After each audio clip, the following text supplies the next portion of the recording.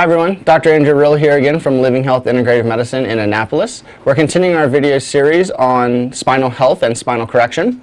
In our last video we talked about the spinal subluxation and how it negatively affects one's health. And today in our videos we're going to talk about and show how chiropractors correct that spinal subluxation through the chiropractic adjustment.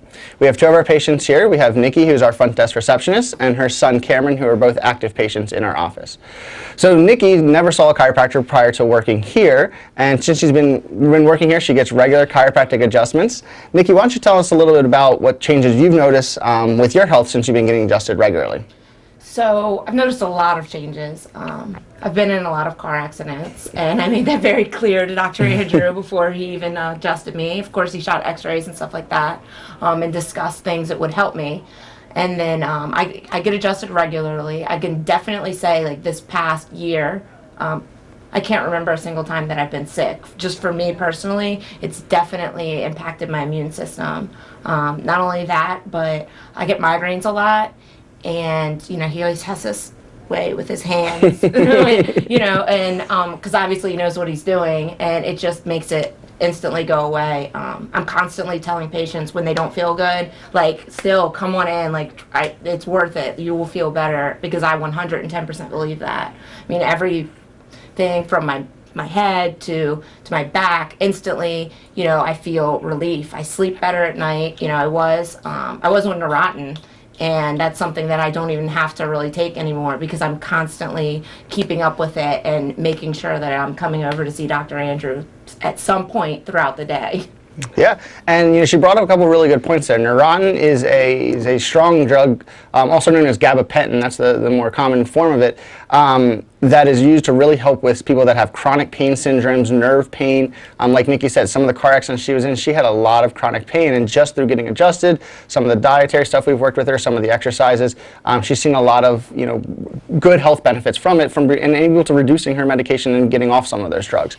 And then Cameron, since he's been coming in the past few months, he's 7 years old.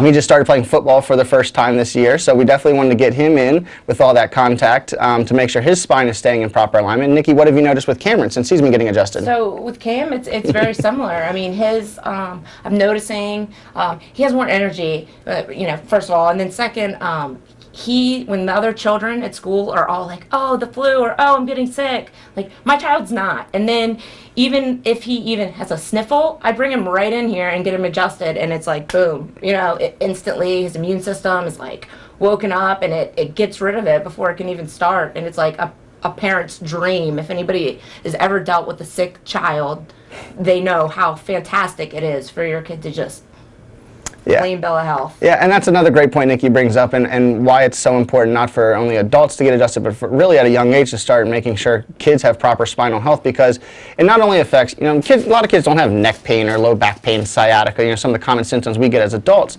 but, you know, their spine is still out of alignment, and it can affect how their entire body functions. And chiropractic has been, you know, proven through research to help boost the immune system. And so with children, it really does help them get over sickness quicker, and, you know, obviously prevent, you know, those illnesses coming on.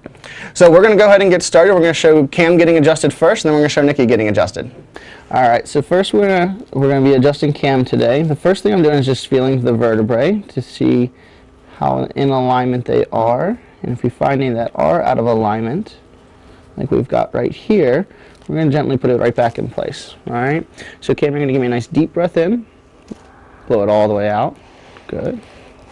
Good. We'll do one more right there. Good. All right. And with children, we obviously adjust them much different than we do adults, because they're a little more fragile than us. So it's really helpful to have different tools like this. This is called an impulse adjuster.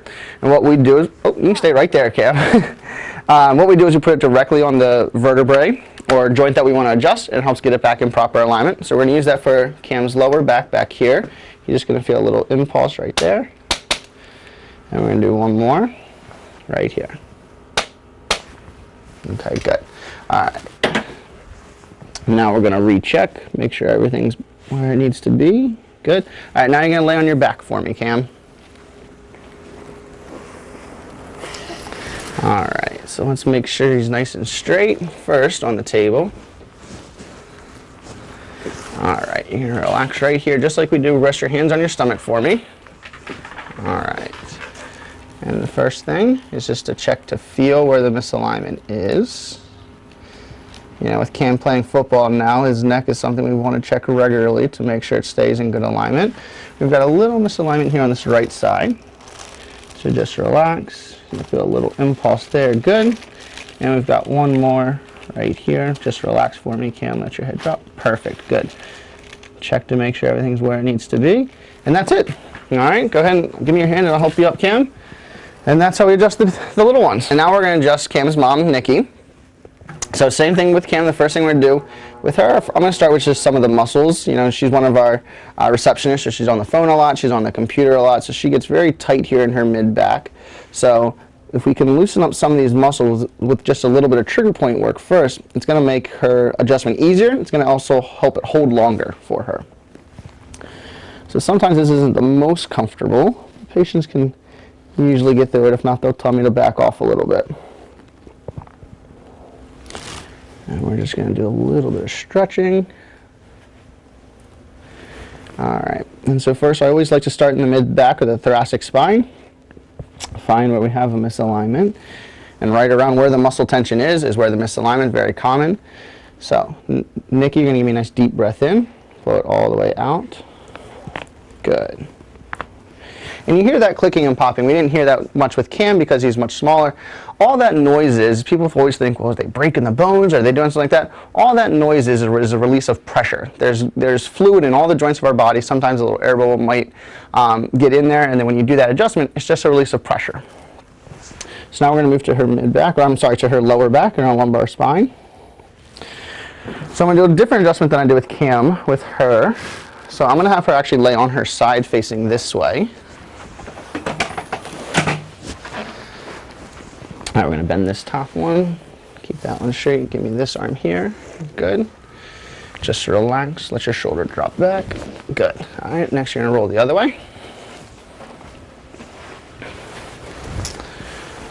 All right, same thing here, just relax, good. All right, lay on your back for me.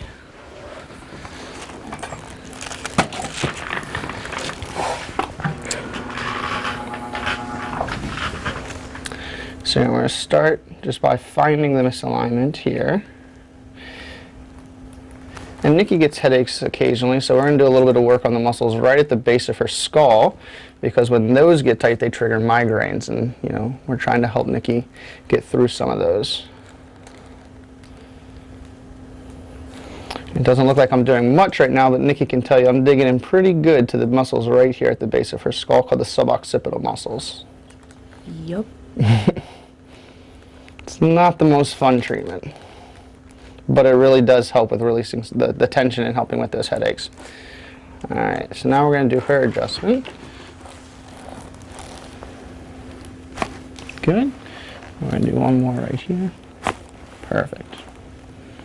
Check to make sure everything's where it needs to be. And that's it. And we'll help her up, and that's how we do the adjustment.